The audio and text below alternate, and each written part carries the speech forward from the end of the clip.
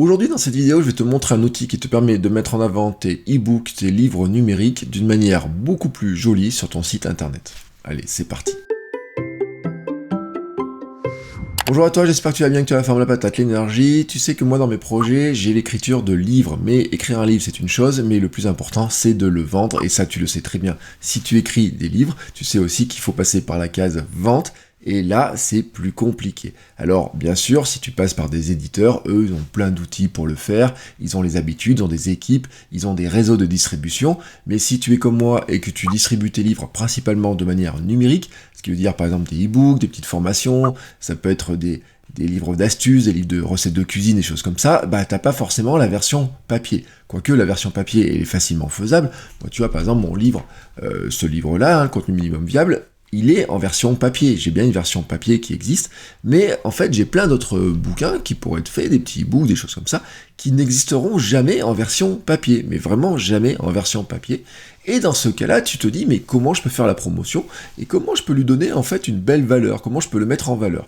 Et souvent, quand tu regardes le site des auteurs, tu te rends compte que tu vas sur, tu regardes leur page, ils ont des photos dans lesquelles ils tiennent le livre dans la main. Bon, bah ça, si tu n'as pas de livre, tu peux pas le faire. Alors tu peux dire, je vais imprimer ma couverture sur une imprimante, mais on voit que ça ressemble pas tout à fait au livre. Ou alors, tu as l'astuce de faire comme si le livre existait vraiment, qu'il soit mis en avant avec un petit effet d'ombré, il y a du volume, etc.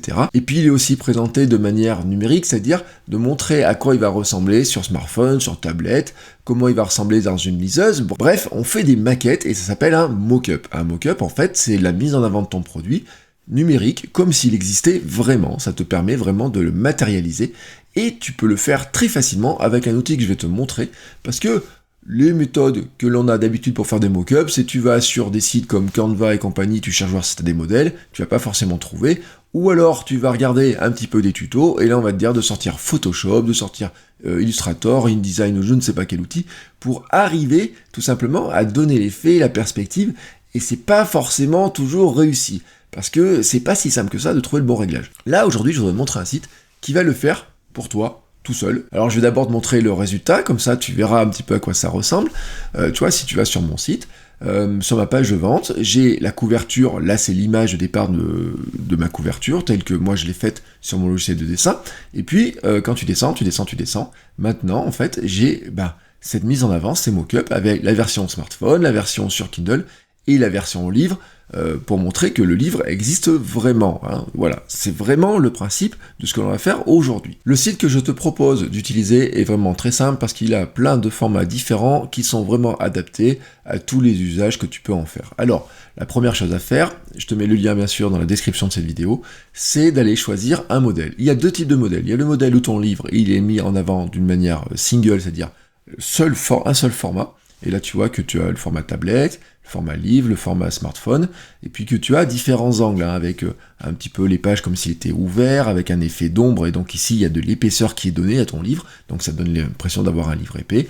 Et puis ici, tu vas avoir des formats où on va avoir la tranche du livre, hein, c'est à toi de voir, faire des essais. Tu vois, par exemple, celui-ci est assez pratique parce que tu peux, comme s'il était posé comme ça sur une étagère, tu vois, c'est assez bien.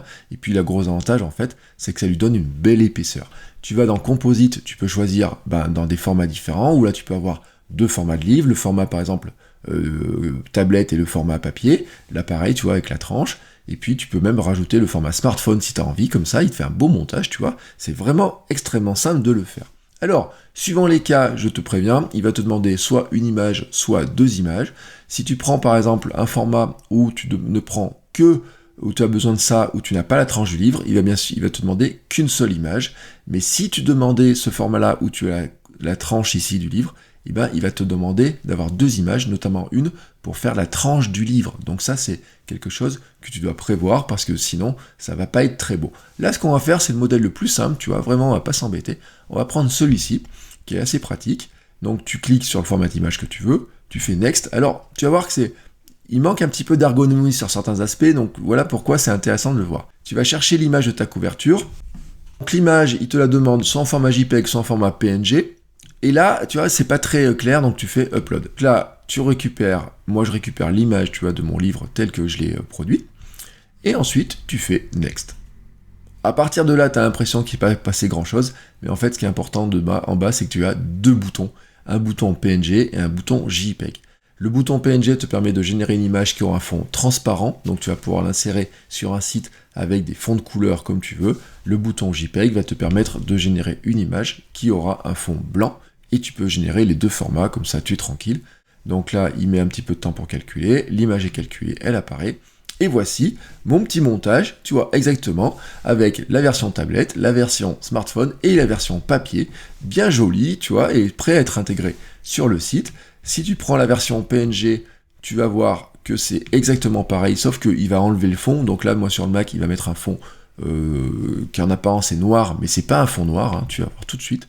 Tu vois, regarde, c'est un fond qui est en apparence noir, mais c'est qu'en fait c'est la transparence. C'est comme ça que le Mac matérialise la transparence. Sur d'autres applications, ça fait du gris, ça fait des petits damiers, des choses comme ça. Sur Photoshop, ça te mettait des damiers, des choses comme ça. Mais là vraiment c'est un fond transparent. Et ensuite tu peux donc aller l'intégrer sur ton site, tu vois. Vraiment de la même manière, avec les images telles qu'elles ont été définies, avec un fond. Là je l'ai mis sur fond blanc, mais si je l'ai mis sur fond de couleur, ça marchait vraiment impec aussi. Tu vois juste, je te dis, le petit détail qu'il y avait ici, c'est que ici je n'ai pas mis d'image spécifique pour le dos, enfin pas pour le dos, mais pour la tranche du livre. Donc il a fait un montage en prenant ma couverture, il m'a demandé l'image de la couverture, j'ai mis 2 fois la même. Et là il m'a fait une tranche, tu vois, qui est pas très jolie, donc il faudrait que je la refasse, mais je pourrais la refaire tranquillement plus tard.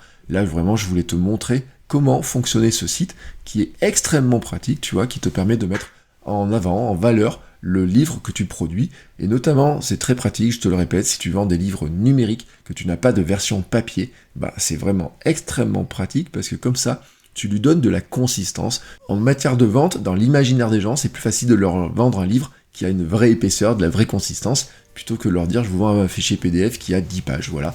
Tu matérialises beaucoup plus facilement dans l'esprit des gens l'existence de ton livre en faisant ce genre de petit montage.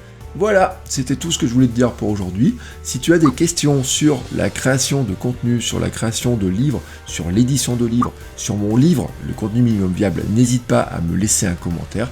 Et on se retrouve très bientôt pour une nouvelle vidéo. Je te donnerai des astuces et je répondrai bien sûr à tes questions. Ciao!